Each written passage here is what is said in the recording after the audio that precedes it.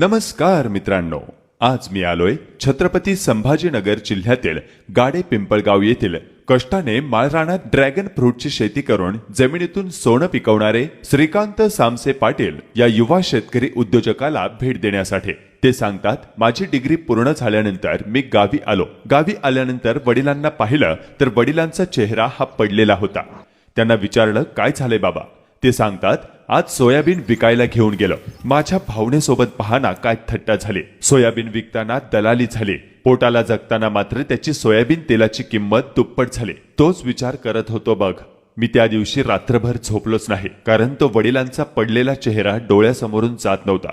त्याच रात्री ठरवलं, काहीही झालं तरी आता शेतीचं उत्पन्न वाढवलं पाहिजेच, आणि तेथून उगम झाला ड्रॅगन फ्रूट या शेतीचा।